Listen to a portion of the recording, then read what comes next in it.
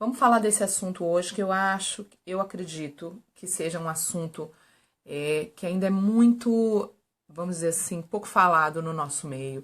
É um assunto que as pessoas são muito ignorantes sobre ele, têm pouco conhecimento sobre ele, que é a diferença, que é uma enorme diferença entre você estar preocupado com a opinião dos outros, com o que os outros pensam, tá? E preocupado com a reputação do nome de Jesus, a manchar, envergonhar o nome do Senhor. São assuntos completamente diferentes. Uma coisa é você se preocupar com a opinião dos outros, o que os outros estão pensando de mim. Isso é uma coisa, é um assunto. Por que você se preocupa com a opinião dos outros? Por que é importante o que os outros pensam de você, falam de você, acham de você? Ok? Isso é um assunto. Outro assunto completamente diferente que as pessoas misturam o tempo todo e acham que é a mesma coisa é o que eu estou transmitindo para as pessoas como cristão, como cristã. Qual é a imagem de Cristo que eu passo para as pessoas? Aí é completamente diferente. É o testemunho que a gente dá perante a sociedade, perante a família, perante os amigos, perante o mundo. É completamente diferente de preocupar-se com o que os outros estão pensando da gente. Por incrível que pareça, não é a mesma coisa. Por quê? Vamos lá, vamos começar falando das motivações. Por quê? Porque a motivação de um não é a mesma motivação do outro. Qual é a motivação da preocupação com o que os outros pensam? Por quê, né? Qual é a motivação? O tema de hoje é qual? Porque as pessoas se preocupam tanto. Qual é a diferença entre isso? Se preocupar tanto com o que os outros estão pensando. Qual é a diferença entre isso com o testemunho que eu estou dando e se eu estou manchando ou se eu estou honrando o nome do Senhor? São dois assuntos diferentes. Por que as pessoas se preocupam com o que os outros estão pensando? Né? Quem se preocupa com o que os outros estão pensando tem sempre uma motivação. Né? Por quê? O que essa pessoa tem? Qual é a motivação que faz a pessoa se preocupar? Em primeiro lugar, uma palavra só: orgulho. Quando a gente está preocupado com o que os outros estão pensando da gente, a motivação do nosso coração é orgulho. Ah, não, eu tenho outras motivações. Ok, mas tem orgulho no meio. Sempre tem orgulho no meio. Por quê? Porque o que os outros vão pensar de mim?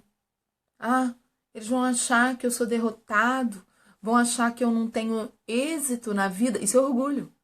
Ah, o que vão pensar de mim? Vão pensar que eu não estou feliz, que eu não sou feliz. Orgulho de novo. Ah, o que vão pensar? Vão pensar que eu erro. Vão pensar que eu não sou espiritual. De novo, orgulho. Tudo isso aí é orgulho. Motivação é orgulho. Por trás pode ter um monte de explicação, mas é orgulho, tá? Agora, presta atenção. Quando você se preocupa se você vai honrar o nome de Jesus ou manchar o nome do Senhor, já não é orgulho. É temor do Senhor. É completamente diferente a motivação. É temer a Deus e saber que você vai responder diante de Deus pelo testemunho, por aquilo que você transmite para as pessoas. Agora, entre um assunto e o outro, existe uma transição chamada comunicação. Vamos lá. Tem aqui o orgulho, tem aqui a preocupação com o nome do Senhor e no meio tem a comunicação. O que é a comunicação? É o esforço em transmitir para as pessoas o que pensamos, o que sentimos, o que vivemos, o que queremos transmitir. E dentro da arte da comunicação está também a maneira como nós nos expressamos e o que levamos as pessoas a entenderem sobre nós. Então existem pessoas que não estão nem aí, estão pouco se lixando, se os amigos entendem, se os amigos não entendem, se as pessoas estão entendendo o que eles estão transmitindo ou não. Tem gente que está pouco se lixando, entendeu? Se está passando a imagem certa ou se está passando a imagem errada, tá? Só que aí é onde entra a questão da... Como é que se fala, meu Deus? Da inteligência, da sabedoria, principalmente do esforço, porque você ama as pessoas ao seu redor e você se importa em transmitir para essas pessoas o mais fiel possível de quem você é, ok? Então, quando você é uma pessoa esforçado na sua comunicação, você simplesmente toma uma decisão. Eu vou fazer um esforço de que o máximo de pessoas possíveis me compreenda. Aí, o que você faz? Você faz uma série de coisas. Você se expressa melhor com as suas palavras. Você escreve melhor os seus posts do Facebook, do Instagram. Você se preocupa com os ângulos que você está tirando suas fotos, muito mais para ver se está passando o que você quer passar. Entendeu? Porque você está preocupado em transmitir a verdade sobre a sua vida, sobre você. E não uma farsa. E aí mostra o quê? O seu esforço em comunicação. Né? Quando você, por exemplo, vai a um casamento, a gente falou de roupa outro dia e a roupa está envolvida no assunto comunicação. Você vai a um casamento todo de esculhambada, todo esculhambado. Você não está passando para os noivos que você está feliz, você não está passando para os noivos a imagem de honra, mas está passando desleixo, não estou nem aí. Né? E você vai ao casamento, você vai ser madrinha ou padrinho de um casamento, você vai toda bonita, todo bonito. Você está passando o quê? É importante para mim o seu casamento, a honra para aquela pessoa. Então, a nossa forma de vestir, a nossa forma de falar, a nossa forma de gesticular, o tom da nossa voz, tudo isso revela esforço em comunicação. Veja bem, isso está entre os dois assuntos. Aqui está, o que os outros vão pensar de mim? Preocupação com a opinião dos outros. Motivação é orgulho. Agora, existe a comunicação aqui no meio. Veja bem, não confunda, tá bom? A comunicação não tem nada a ver com isso aqui. Será que você não faz esse esforço todo porque você é orgulhosa? Não. Você pode estar fazendo esforço porque você quer que as pessoas entendam você. Você está se comunicando com as pessoas, você está transmitindo para as pessoas. Entendeu? É o quanto você se importa com as pessoas. Não é orgulho. Não. Desse lado aqui agora tem a reputação do Senhor Jesus. O nome do Senhor Jesus. Aqui desse lado tem o quanto o testemunho é importante para a gente mostrar que Deus é real e Ele realmente faz na nossa vida. E a gente vive o que a gente prega, o que a gente acredita. Amém? Tá aqui desse lado. Desse lado tá o orgulho. O que vão pensar de mim? Não interessa o que vão pensar de mim. Ainda que aqui no meio está a minha comunicação. Eu quero transmitir para as pessoas o melhor possível sobre mim, para que o máximo de pessoas possíveis na Terra possam entender a minha comunicação. Ainda assim, por mais que eu me esforce, por mais que eu tente, por mais que eu faça esforço, sempre irão existir pessoas que não vão me compreender. Ainda que eu abandonei o orgulho, ainda que eu não estou preocupada mais com o que os outros pensam, com a opinião dos outros, ainda que isso não move mais a minha vida, glória a Deus, mas eu me preocupo e me importo sim em me comunicar. Por quê? Porque desse lado aqui está o meu testemunho, o seu testemunho, o nosso testemunho. E quando você realmente quer dar um testemunho verdadeiro, você se preocupa com a comunicação. Porque Jesus, na Bíblia, você vai ver em vários momentos, você vai rever, ver e rever. Em vários momentos, Jesus se esforçando na comunicação dele. E quando ele não queria comunicar para todo mundo, ele tinha uma sabedoria que ele conseguia comunicar de um jeito que só os discípulos entendiam ou só meia dúzia de pessoas entendiam. Por quê? Porque ele dominava a arte da comunicação. E às vezes a gente está tão cansado que a gente não se esforça em comunicar. E no que a gente não se esforça, a gente não dá bom testemunho. E ainda passa a imagem de que a gente está preocupado com o nosso orgulho, com a reputação do que os outros pensam e não com o que Deus pensa da gente. Não interessa o que os outros pensam. Interessa o que Deus pensa da gente. Mas, se eu não for esforçada na minha comunicação, eu não vou nem transmitir para as pessoas o meu testemunho e ainda vou passar uma imagem de que eu sou uma pessoa orgulhosa. Então, a comunicação ela é fundamental para você entender a diferença entre a preocupação com os outros vão pensar de mim, que a motivação é o orgulho, e entre a preocupação em agradar o nome do Senhor, em honrar o nome do Senhor e não dar mau testemunho. A comunicação é o que vai fazer toda a diferença nisso daí. O nosso esforço em transmitir para as pessoas. Porém, lembre-se, mesmo que a gente se esforce o máximo possível, sempre existirão pessoas que vão nos interpretar errado, infelizmente. Amém, queridos? Vamos lá, gente. Então, continuando, caiu aqui o vídeo, a transmissão, a internet acho que não estava muito boa, mas agora eu voltei. Para quem perdeu a primeira parte, nós estamos falando sobre a diferença entre você se preocupar com o que os outros pensam, você se preocupar com a opinião dos outros e você se preocupar em não dar mau testemunho. Você se preocupar em nunca jamais envergonhar o nome do Senhor. São assuntos muito diferentes, que parecem a mesma coisa. E são muito confundidos pelos crentes. Por exemplo, muitas pessoas justificam, às vezes, suas atitudes, dizendo assim, não, eu faço isso porque, na verdade, eu quero honrar o nome do Senhor. Mas, na verdade, a motivação é orgulho. Então, eu fiz ali a ilustração no outro vídeo. Desse lado está a preocupação com a opinião dos outros. Desse lado está a preocupação com a opinião de Deus. A preocupação em passar para as pessoas um testemunho verdadeiro do poder de Deus na nossa vida, um testemunho verdadeiro de mudança de caráter na nossa vida, que nós realmente somos cristãos. Está desse lado aqui. Desse lado está o quê? Eu vou fazer isso para todo mundo ver que eu estou bem. Eu vou fazer isso para todo mundo me julgar bem. A motivação é orgulho. Desse lado está, eu vou fazer isso porque o nome do Senhor precisa ser glorificado. Eu vou fazer isso porque eu vivo uma vida com Deus. Vou dar um exemplo para vocês.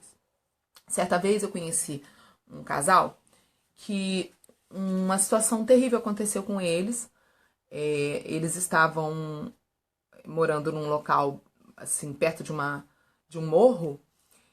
E um belo dia estava só o marido em casa, e o marido estava bem assim, afastado, frio, com as coisas de Deus. E apesar de que era um homem de fé, mas ele estava realmente assim, afastado, magoado. E no meio da temporal, ele estava na casa sozinho, ele escutou um estrondo. Era uma avalanche do morro que desceu de terra com lama, com galho. E nesse momento ele estava andando pela casa, ele tinha saído, não sei se era da sala ou dos quartos, de uma parte da casa e ido para outra, exatamente nesse momento antes de ouvir o estrondo. Quando ele ouviu o estrondo, toda aquela avalanche caiu por cima da casa, derrubou a casa inteira, soterrou toda a casa. A única parte que não foi soterrada foi a parte que ele estava. Ou seja, o que isso significa? Que o Senhor, nosso Deus Todo-Poderoso, o livrou da morte. O Senhor estava falando com ele. Aquilo é um grande o quê? Testemunho. Bom, para minha surpresa, a mulher dele me ligou para me contar que aquele livramento tinha ocorrido. Então eu perguntei, quantos dias tem isso? Isso foi hoje? Ela disse, não, isso tem uns 10 dias. Eu disse, como eu não vi nenhuma foto no Facebook? Porque ela foi me mandando as fotos da casa destruída. Eu falei, eu não vi nenhuma dessas fotos no Facebook. Cadê? Vocês não publicaram isso? Aí ela me disse, não, o meu marido não quer que as pessoas saibam que a gente está morando nesse lugar. Eu quase caí dura, quase desmaiei. Falei, o quê? Peraí, desculpa, vê se eu entendi. Não sei se eu entendi.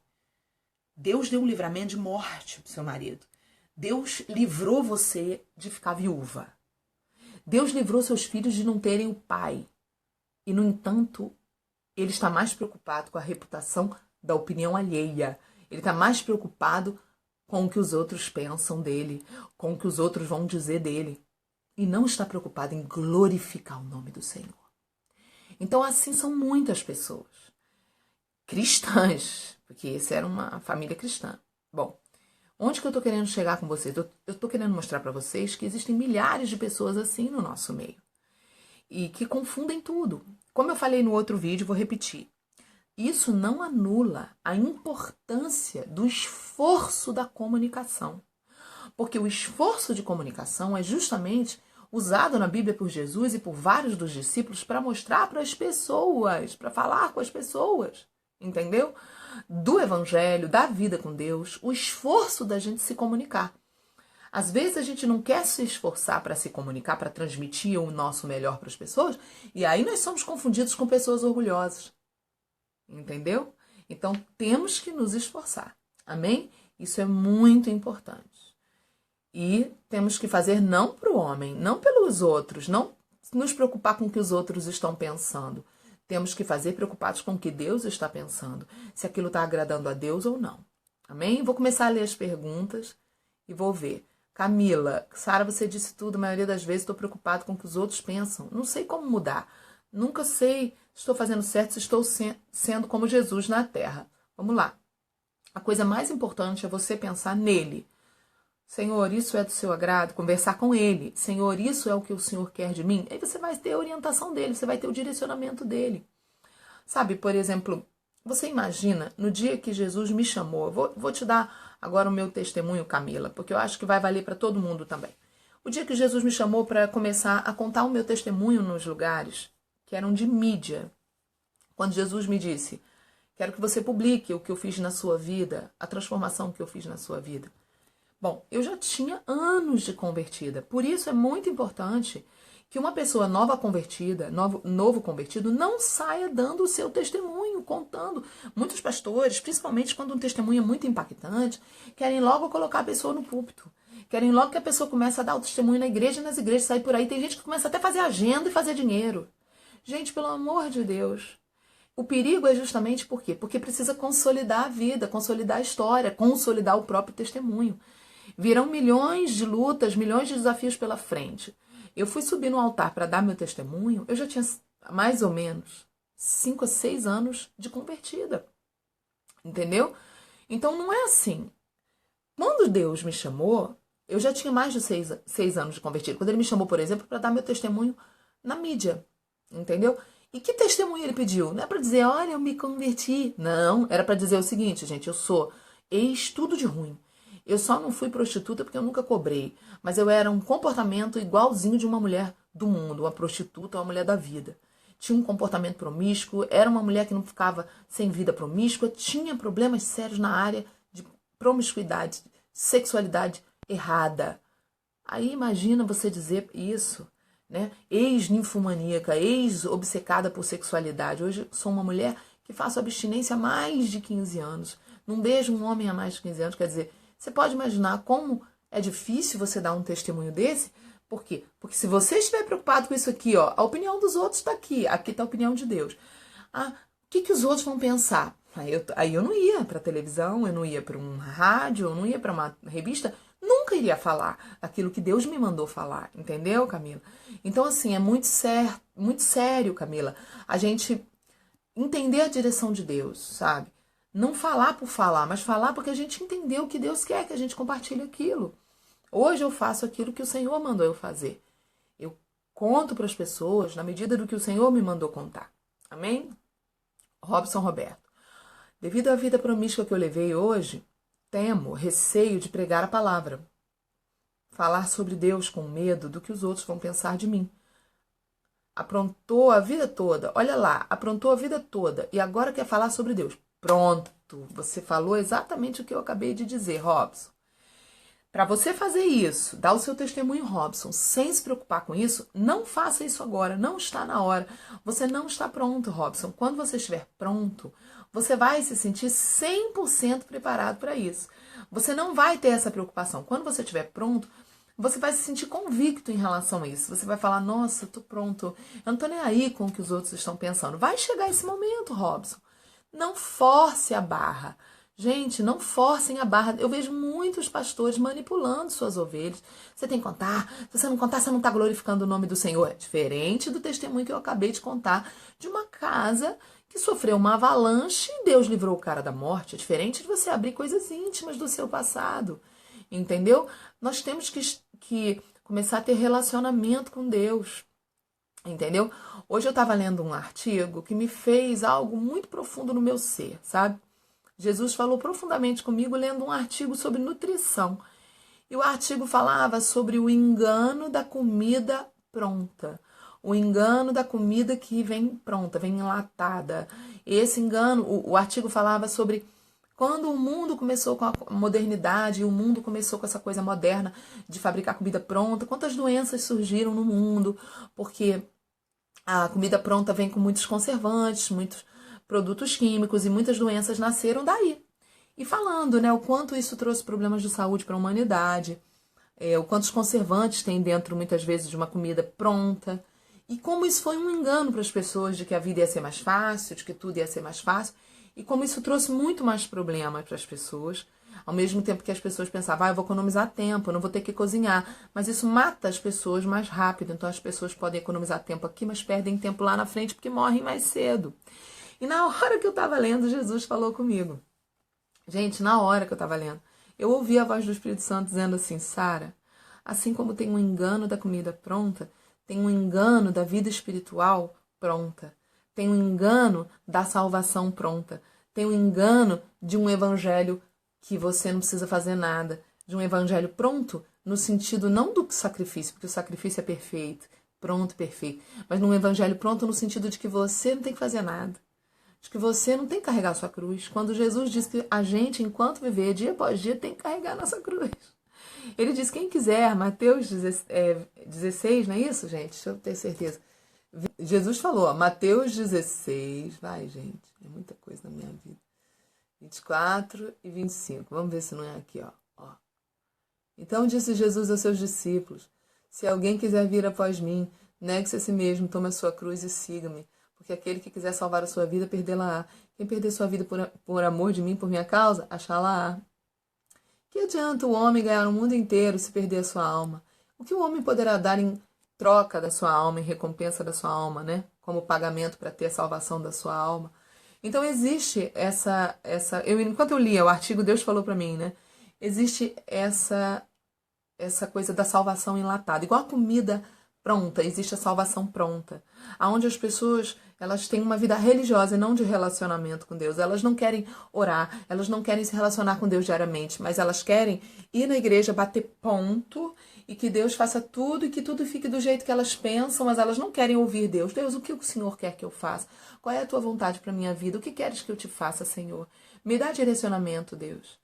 Deus, estou aqui para te servir. Não, as pessoas querem, Deus faz o que eu quero, Deus faz o meu sonho, Deus realiza a minha vontade. Nós estamos vendo um mundo assim. Os evangélicos, os católicos, os cristãos, de modo geral, vivendo uma vida assim.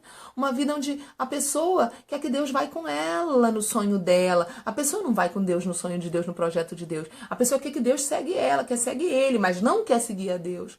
Não é Deus que vai com a gente, é a gente que vai com Deus. Entendeu? Ah, não, mas se Deus me direcionou a fazer algo, aí ele vai comigo. Porque ele me mandou ir. Entendeu? Não te mandei eu, disse o Senhor.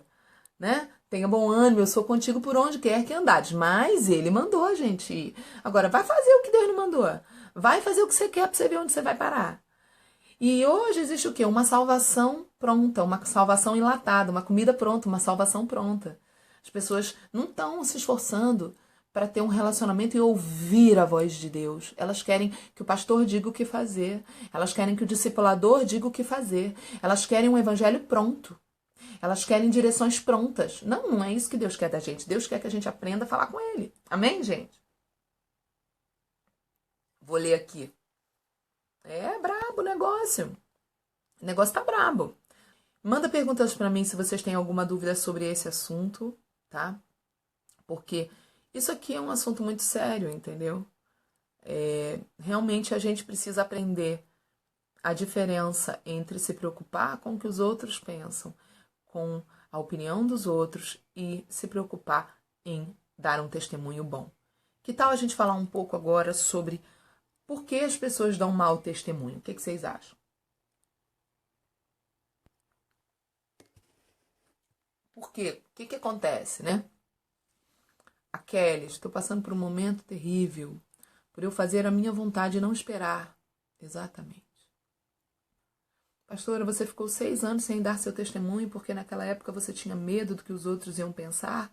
Olha que pergunta ótima da Aline. Não, eu nem tinha medo, por incrível que pareça, mas eu poderia ter, eu estaria no meu direito, tá?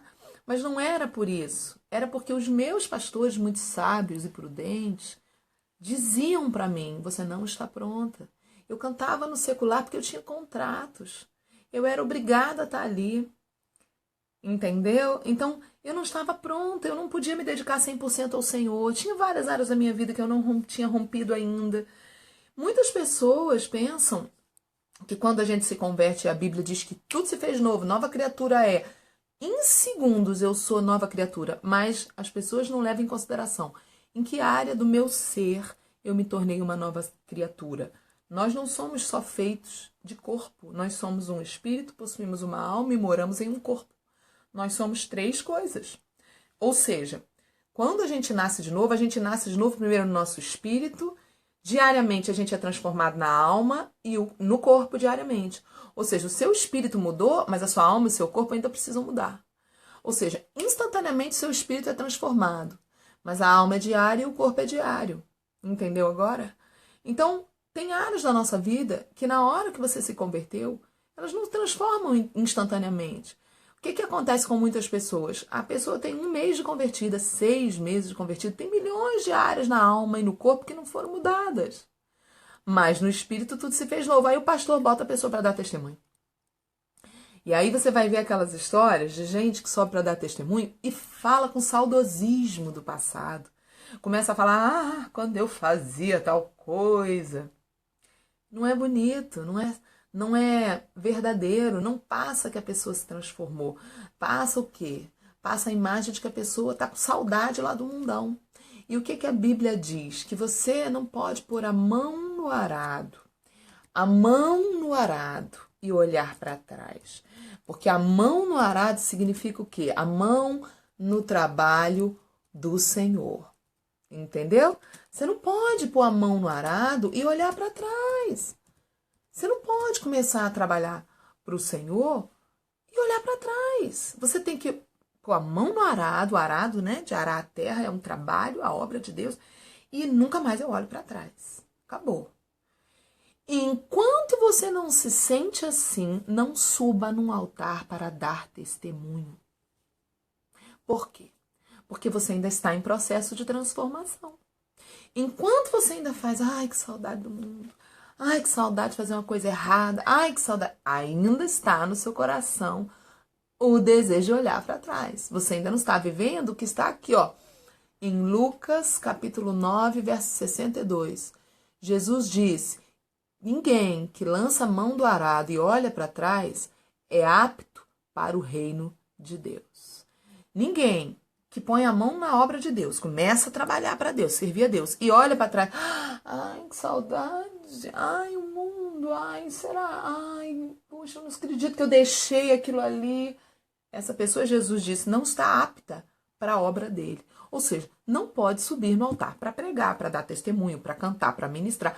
Novo convertido, eu já falei, já fiz um post sobre neófitos.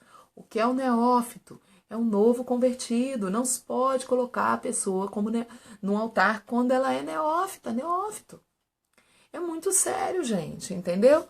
Então, a pergunta da Aline, no teu caso, você ficou 6 anos sem ministrar porque você tinha medo do que os outros iam pensar? No meu caso, não, porque eu tenho essa personalidade meio, tô nem aí porque os outros estão pensando, é da minha própria personalidade isso.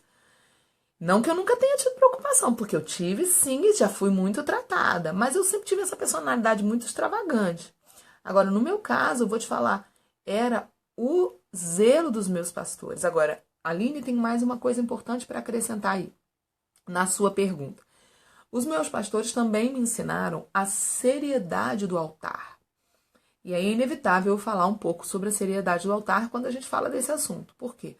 Porque a seriedade do altar o altar é a linha de frente da batalha de guerra quando começa o culto. O culto, ele é feito com várias pessoas ali, cada um numa posição, como se fosse um exército marchando ao redor das muralhas de Jericó. Estamos em adoração. E o povo ali ao redor das muralhas de Jericó, quem ia na frente, na linha de frente, eram os levitas, os músicos, os adoradores com música e os sacerdotes, que eram também músicos.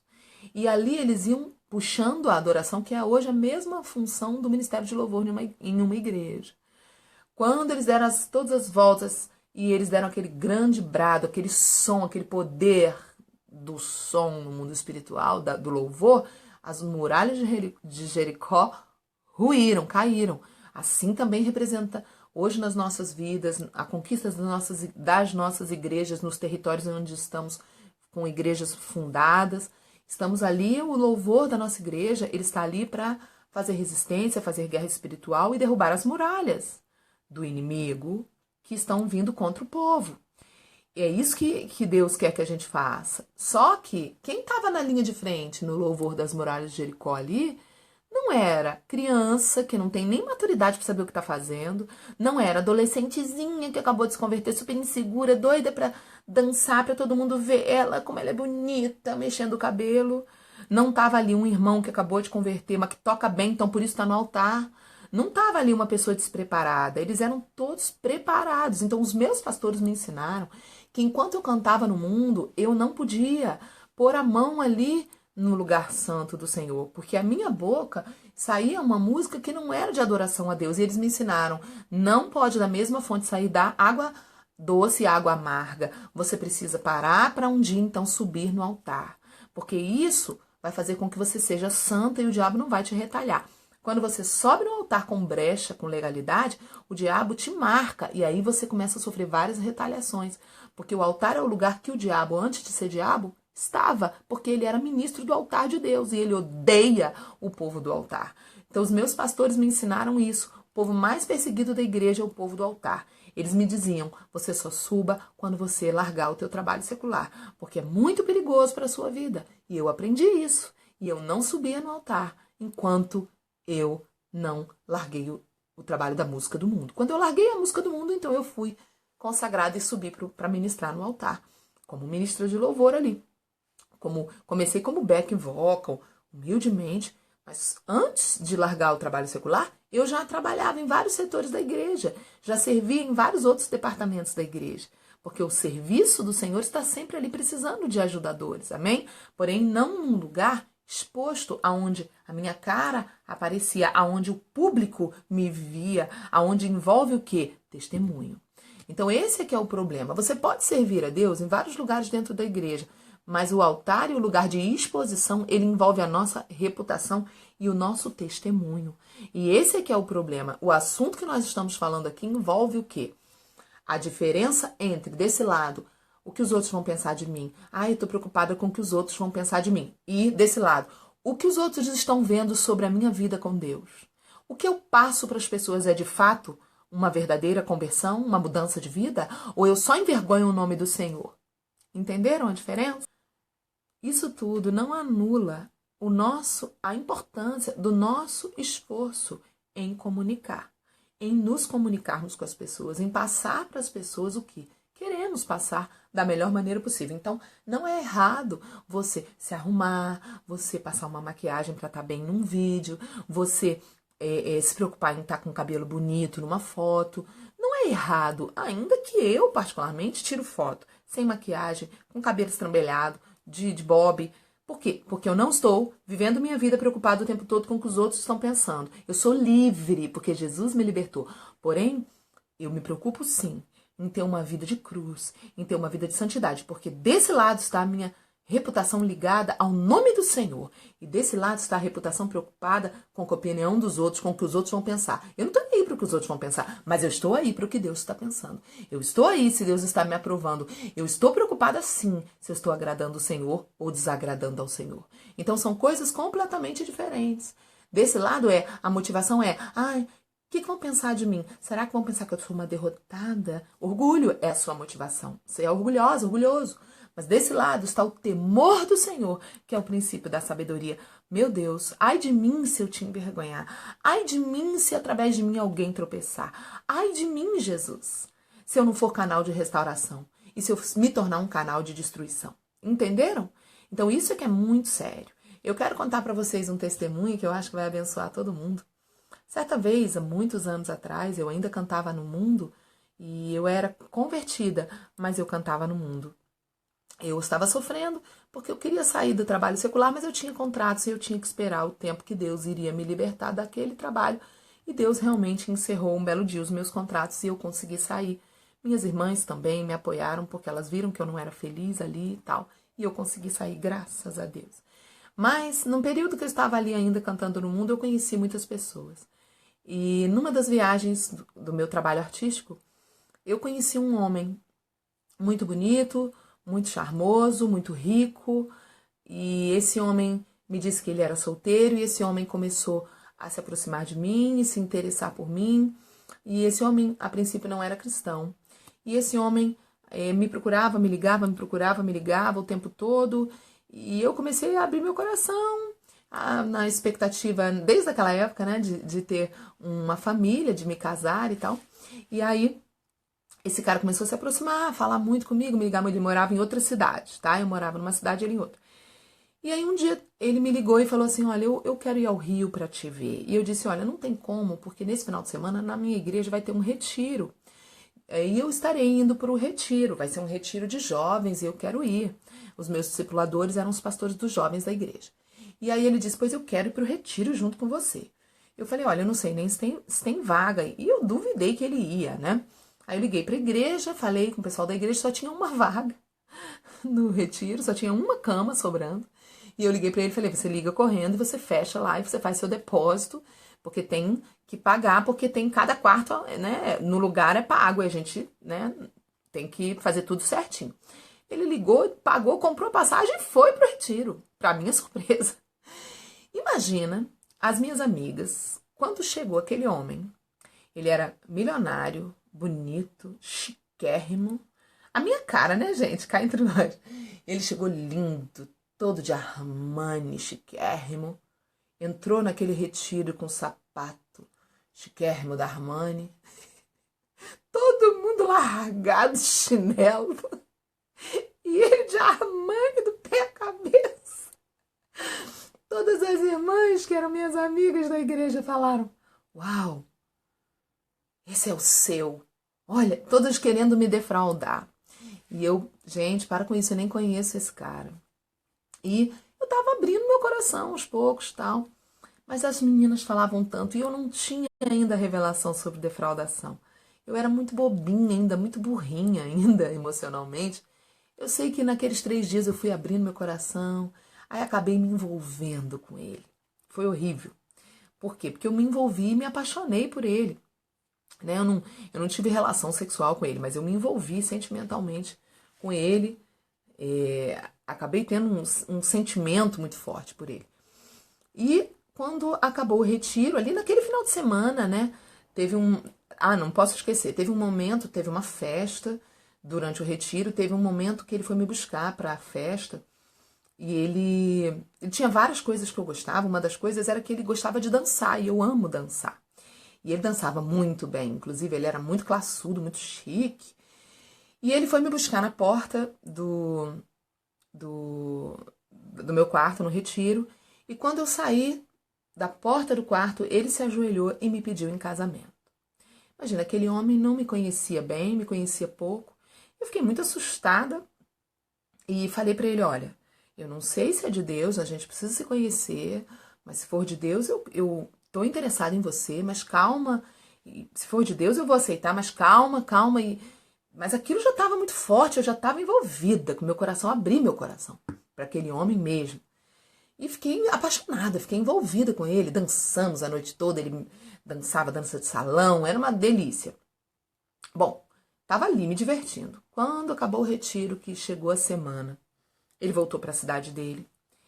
E eu recebo um telefonema da minha igreja, eram os meus pastores, dizendo, olha, senta para não cair. O fulano é casado, tem 3 filhos. E a mãe dele ligou para cá, falando que vai fazer isso e isso aqui com você, que você destruiu a vida do filho dela, que contou uma história. Eu falei, gente, que roubada. O cara mentiu para mim que era solteiro. E o cara era casado. E aí... Passou mais um dia, o cara me ligou. Mas esse homem chorava no telefone. Chorava. E dizia, meu Deus, eu te amo. Sara, eu te amo. Sara, você é a mulher da minha vida. Eu falei, olha, eu chorava do outro lado de tristeza. Porque eu já sabia a minha decisão, né? Os meus pastores me orientaram e eu sou muito obediente, porque eu sabia que eu não tinha maturidade para tomar aquela decisão sozinha. Eu ainda não era uma mulher madura o suficiente. Então eu fui pedir conselho aos meus pastores e eles me orientaram o que era certo se fazer. E eu fiz o que era certo, que é a luz da palavra de Deus. Porque eu tenho um testemunho, porque eu quero obedecer ao Senhor. E aí, hoje eu tô rindo, mas foi muito horrível, gente. Eu chorei muito, eu sofri muito nesse dia. esse homem me ligou e eu chorava de um lado, ele do outro, e eu disse chorando: por que você fez isso comigo? Eu estou esperando no Senhor, já tem poucos anos, mas eu, né, na época eu acho que tinha o quê, uns 2 anos que eu estava esperando no Senhor. Eu falei para ele: eu estou esperando no Senhor, e por que você fez isso comigo? Você me enganou, eu nunca teria me aberto para você, nem me apaixonado por você, se eu soubesse que você era um homem comprometido. E ele começou a dizer: meu casamento já acabou há muito tempo, eu e a minha mulher não dormimos juntos há muito tempo, eu já traí ela com milhares de mulheres, e não existe mais, eu só moro na mesma casa que ela por conveniência dos nossos filhos. Mas eu já tinha entendido qual era a palavra que eu recebi através dos meus líderes de Deus para minha vida foi a seguinte: pega agora e segura. Você vai ser, na terra, escolha: agente de restauração de vidas, agente de restauração de famílias, ou você vai escolher ser 2, agente de destruição de vidas e agente de destruição de famílias. E eu escolhi: eu vou ser agente de restauração. E eu terei isso na minha conta. E eu terei isso na reputação do nome do Rei na minha vida. Que eu renunciarei à minha vontade, o meu desejo, as paixões da minha carne para glorificar o nome do Senhor. E então, aos prantos, eu disse para aquele rapaz o que os meus pastores tinham dito para eu dizer: fulano, nós não podemos nem ser amigos. Você é um homem casado. Isso aos prantos. Eu estou falando aqui normal, mas eu soluçava. E eu disse: você é um homem casado. Deus, eu disse, vai restaurar o seu casamento. Gente, mas eu falei aquilo chorando, mas aquilo me rasgava por dentro. Mas eu obedeci. Esse homem gritava do outro lado da linha. Ele chorava de urrar. E eu disse: Deus vai restaurar o seu casamento. Você vai viver a plenitude. E fui profetizando, chorando. Não me ligue nunca mais. Nós não podemos ser amigos. Deus vai restaurar seu casamento vai ser uma bênção. Você vai viver o melhor de Deus. E chorando. E desliguei o telefone na cara dele, porque ele não queria desligar. E quando eu desliguei o telefone, eu caí ali no chão, me encolhi igual um feto. Eu pensei que eu fosse morrer, gente, de tanta dor. Eu sentia dor no meu corpo todo, de dor na alma. No dia seguinte eu fiquei de cama, eu caí doente, minha imunidade baixou. Eu fiquei muito detonada. Por quê? Porque eu estava ali vivendo a dor da morte do teu desejo, a morte do meu desejo, a morte, a renúncia do meu querer. E como doeu? Mas a notícia boa foi, 3 meses depois, aquele sentimento já não existia mais. 6 meses depois, aquele sentimento já não era mais. E 1 ano depois, aquilo não existia, nem resquício dentro de mim. 1 ano depois eu tive uma surpresa. Eu estava assistindo uma palavra de uma pessoa, quando de repente entra, era uma transmissão, tá? Ao vivo, de uma situação ali, de um culto ali, de uma coisa de evangélicos, e sobe o cara que eu tinha me apaixonado 1 ano antes, que era casado, que tinha me seduzido fingindo que era solteiro, e eu quase caí com esse cara, quase me envolvi com esse cara mesmo, né? Graças a Deus não aconteceu nada, só foi realmente uma paixãozinha superficial, mas eu tive aquele momento de paixão. 1 ano depois eu vejo ele subindo ali para dar um testemunho. E ali eu comecei a chorar, não mais com a dor, mas chorar de alegria. Por quê? Porque ele começou a testemunhar: Deus restaurou meu casamento. Meu casamento estava destruído há 1 ano atrás. E tudo que eu havia profetizado estava acontecendo na vida dele e da mulher. Depois disso, passou um tempo, eu estive em um evento numa cidade, que era a cidade que ele morava. E nesse evento tinham muitos cantores evangélicos, eu já era convertida, né? E quando eu vi, estava ele e a mulher ali num determinado lugar do evento. E eu fiquei assustada porque vieram os dois na minha direção, especialmente a mulher. E eu pensei: pronto, hoje eu vou apanhar. A mulher dele vai querer me agredir. E fiquei parada esperando a mulher dele vir até mim. E ela veio até mim, já com o rosto de choro. E aquela mulher abraçou o meu pescoço e me abraçou. E aquela mulher começou a chorar no meu ombro. chorar no meu ombro e soluçar. E eu comecei a chorar, abraçada com ela, e ela dizia, chorando: Sara, muito obrigada, porque se você não existisse, o meu casamento nunca teria sido restaurado. Obrigada, porque hoje o meu lar está restaurado. Obrigada, porque você me ajudou e ajudou a minha família, porque você ouviu a voz do Senhor. Agora você imagina o que eu senti naquele momento. O meu choro era de emoção, de alegria, uma alegria indescritível. E eu fiz uma escolha.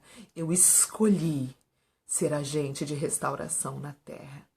Mas para isso, eu tive que passar um tempo no banco, me submeter aos meus pastores, me submeter ao discipulado, aprender a ser orientada, obedecer. São pequenos exercícios do dia a dia. E hoje eu sou uma pessoa madura já para fazer várias coisas sem precisar ficar ligando para os pastores toda hora.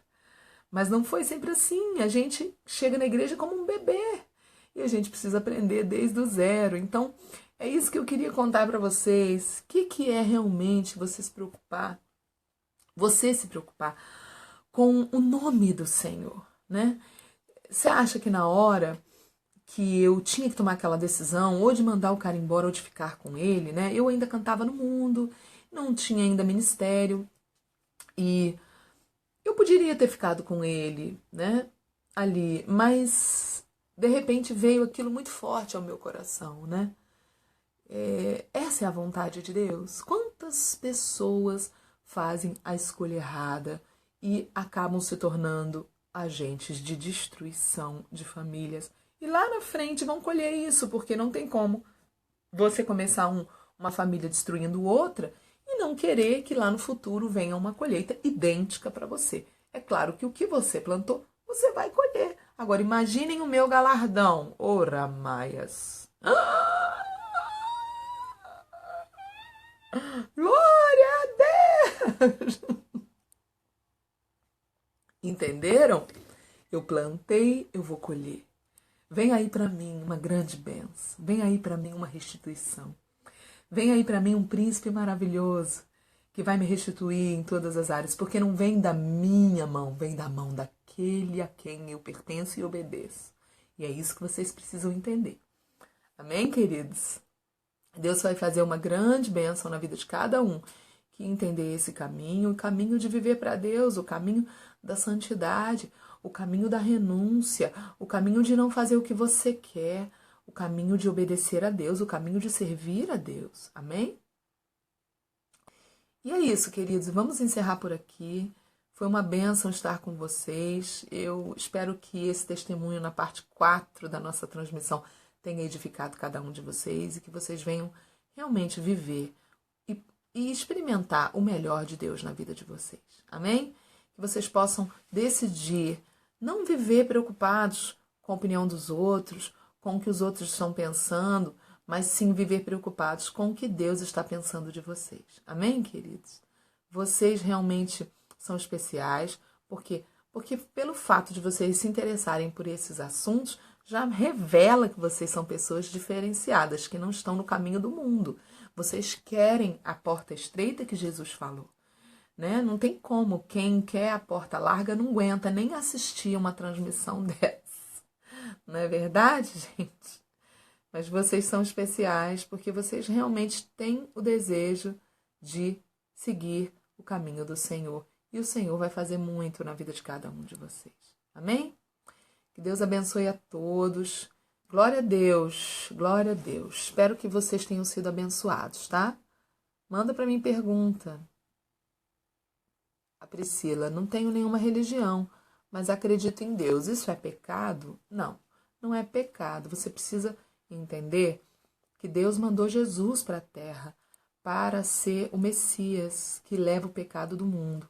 Assiste o filme Crônicas de Nárnia, aquele filme, porque ali mostra como foi o sacrifício de Jesus através da história do leão. Aquele primeiro do leão.